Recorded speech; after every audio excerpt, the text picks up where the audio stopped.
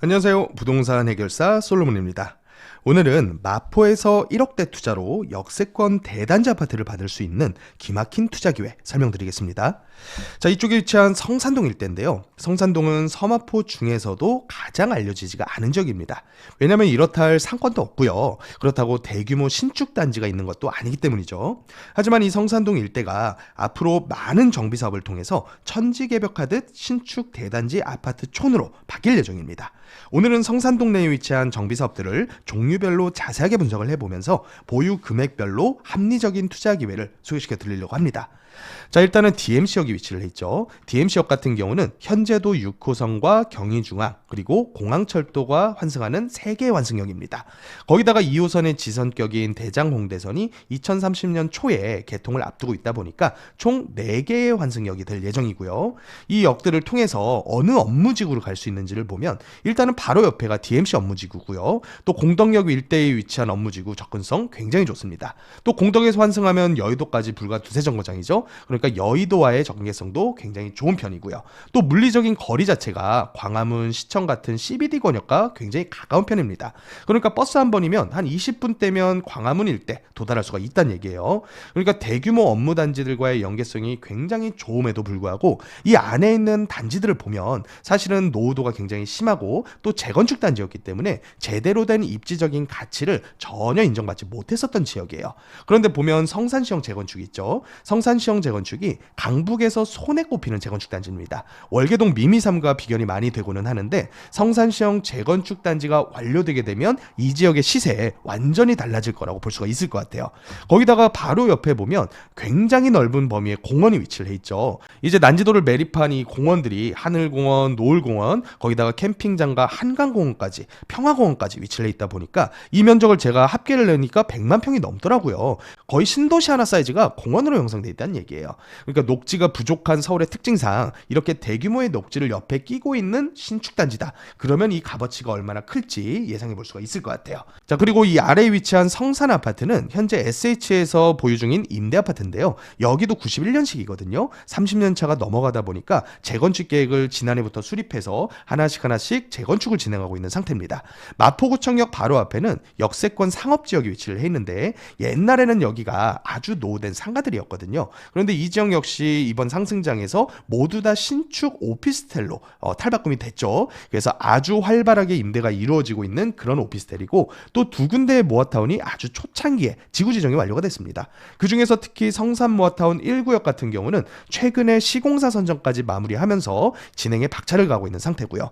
그리고 우리가 주목해야 될 가좌 역세권 재개발 구역이 있는데 상권 없는 재개발 찾기 힘들거든요. 특히나 역세권에서는요. 그런데 이 지역은 역세권, 특히나 1차 역세권 반경에 모든 구역이 포함됨에도 불구하고 상권이 없어요. 그러니까 여기는 진행하기도 수월하고 또 2차가 아닌 1차 역세권이다 보니까 용적률도 500%까지 받을 수 있는 구역이거든요. 거기다가 또 하나의 장점이 뭐냐면 면적 기준이 수정되기 전에 이미 마포구청에 신청을 했었던 구역이에요. 그러니까 최근에 너무 이 역세권 재개발에 대한 면적 규정이 까다로워지면서 신규로 시도하는 사업장들은 아예 접고 있는 사업장들이 많은데 그 면적 기준이 바뀌기 전에 신청했었던 구역이기 때문에 넓은 면적 그대로 보유한 상태로 움직일 수가 있게 된다는 얘기죠.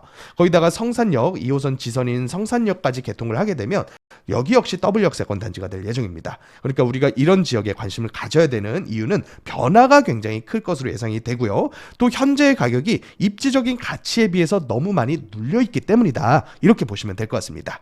자, 다음으로 성산시형을 좀 자세하게 들여다볼 필요가 있을 것 같아요. 구역 면적이 18만 제곱미터라는 무지막지한 구역 면적을 자랑을 하고요. 이미 조합원 수만 3,000명 중반대가 넘는 굉장히 큰 단지입니다.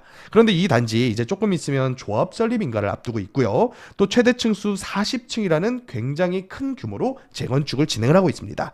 비례율은 약간은 낮은 것처럼 보이는데 사실은 옛날처럼 종전자산 평가를 낮게 하고 또 더불어서 조합원 분양가를 무리하게 낮추는 형태로 가지 않아요. 왜냐하면 종전자산 평가를 높게 해줄수록 조합원분들이 이주비 대출을 받기가 편리해지거든요. 있거든요. 그래서 종전자산 평가를 굉장히 높게 해주는 형태로, 그에 반해서 조합원 분양가는 약간 높게 형성하는 형태로 현재 재건축을 진행을 하고 있다. 그래서 조합원 분양가 추산치가 20평대가 12억 4천 정도, 30평대는 15억 초반 정도, 요 정도로 형성이 될 예정이고, 대신에 권리가액이 무지하게 세게 나옵니다. 권리가액이 20평짜리가 8억 6천5백, 21평짜리가 거의 9억에 다다르고요. 23평짜리는 방 3개짜리거든요. 방 3개짜리 23평은 9억 6천8백. 그러니까 권리가액을 높게 해주면서 분담금을 줄이는 형태로 이렇게 이제 진행을 하고 있다는 얘기죠. 그런데 여기서 하나의 팁을 드리자면, 전세가가 굉장히 낮은 게 재건축 단지의 특징입니다. 그러니까 KB 시세 대비해서 LTV를 70%까지 뽑았을 때 대출량이 6억이 넘어가서 거의 8억까지 다다르는데, 이거 전세 받으면 3억 내외밖에는 못 받거든요.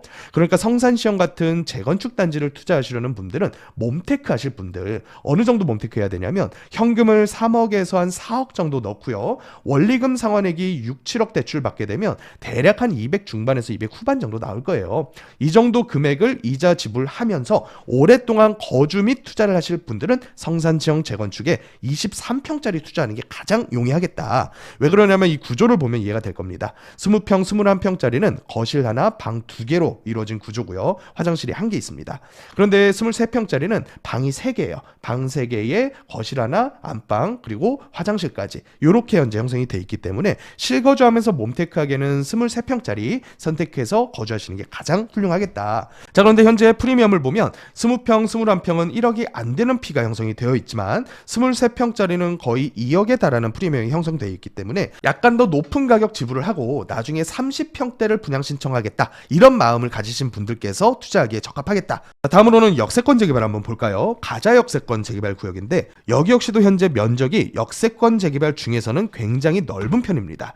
현재 면적을 한번 보면 6만 제곱미터가 넘어가고요. 세대 구성을 봤더니 거의 2000세대급의 설계가 되어 있다라고 생각하시면 될 것 같습니다. 현재 30년 기준의 노후도가 65%가 넘기 때문에 법적 기준은 아득히 뛰어넘었고요. 조합원 수 비중으로 봤을 때는 지분 조합원의 숫자가 77%, 그리고 대지 면적으로 봤을 때는 지분 조합원의 대지 면적이 37%예요. 이렇게 보면 뭘 유추할 수가 있냐면 동의 나올 확률, 이미 50% 이상의 동의를 걷어서 마폭으로 신청이 들어갔었고요. 그 이유는 다세대 비중이 높았기 때문에 초기 동의율이 굉장히 용이했겠다. 하지만 대지 면적별 비중으로 보면 단독 조합원 비중이 높죠. 그렇다는 얘기는 사업성 면에서도 상당히 유리하겠다, 이렇게 유추해 볼 수가 있을 것 같아요. 또 이 지역 같은 경우는 단독주택 대지 사이즈가 30평이 안 되는, 그러니까 이제 90제곱미터라는 서울시의 과소필지 기준에 걸리는 그런 대지 면적이 무려 45%에 달한다는 얘기예요. 그러니까 도정법상의 재개발로도 진행할 만한 요건을 모두 다 갖춘 상태다, 이렇게 생각을 하시면 될 것 같아요. 자, 구성비를 한번 살펴보면 분양세대에 1220여 세대로 구성이 되어 있고요. 공공임대나 일반임대 포함하게 되면 582세대 정도, 그러니까 총 건립세대는 2000세대급으로 현재 진행을 하고 있는 상태고요. 현재 투자하기에 굉장히 좋은 물건들이 있습니다. 이 지역에 투자하기 좋은 이유는 뭐냐면 일단은 가격이에요. 가격. 마포구 전체에서 이만큼 대지 가격이 저렴한 지역 없습니다. 어느 정도 저렴하냐면 다세대 투자인데도 불구하고 3천 중반대 투자 가능하고요. 거기다가 실제 내 투자 금액으로는 1억대 투자로도 마포구에 재개발 투자를 할 수가 있다는 얘기예요. 그래서 제가 대략적인 현재 가격에 프리미엄이 얼마나 껴있나를 분석을 해봤더니 거의 무피 상태 혹은 마피 상태인 물건들도 있더라고요. 그래서 이런 물건들 선점하시는 분이 진짜 투자 잘하시는 분이다, 저는 이런 생각이 들고요. 자, 다음으로는 모아타운 한번 볼까요? 모아타운 2개 중에서는 면적이나 진행이 빠른 성산동 모아타운을 한번 볼게요.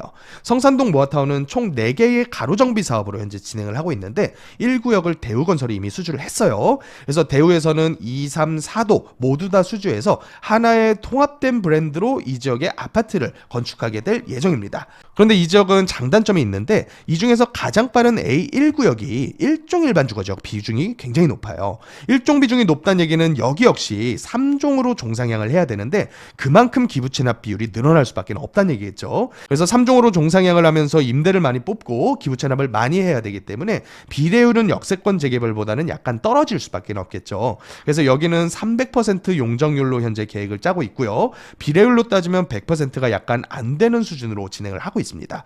그렇다 보면 종전 평가 대비해서 권리가액이 약간 낮아질 수밖에 없겠고요. 또 거기다가 진행 속도는 약간 더 빠르기 때문에 대략 추정해본 프리미엄이 1억 내외 정도는 붙어있는 상태더라고요. 그러니까 실제 투자 금액으로는 여기도 2억대는 넘겨야지 괜찮은 물건을 볼 수가 있을 것 같고요. 또 입지로 봤을 때 아주 초역세권이라고 보기는 어렵기 때문에 이 지역보다는 가자 역세권의 입지가 지어지게 되면 약간 더 훌륭하리라 이렇게 예상을 해볼 수가 있을 것 같습니다. 자, 정리를 한번 해보겠습니다. 일단은 성산 시형부터 보면 종전평가 금액과 조합원 분양가를 모두 높이는 전략을 써서 조합원들이 대출을 용이하게 뽑을 수 있게 만든과 동시에 또 분담금도 일부분 줄일 수 있는 이런 선택을 하고 있다.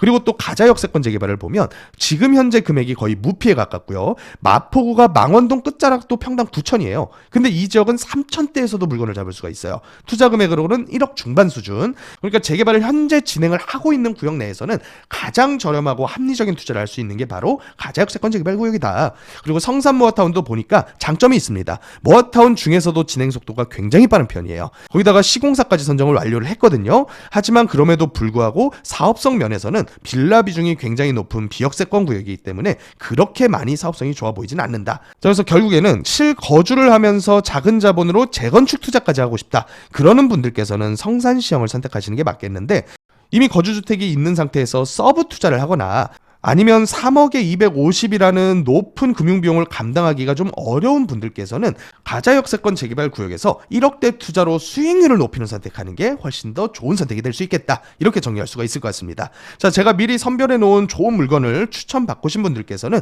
미리 연락 주셔서 1억대 투자로 신축 대단지 역세권 아파트를 잡을 수 있는 기회를 만드셨으면 좋겠습니다. 자, 지금까지 부동산 해결사 솔로몬이었습니다.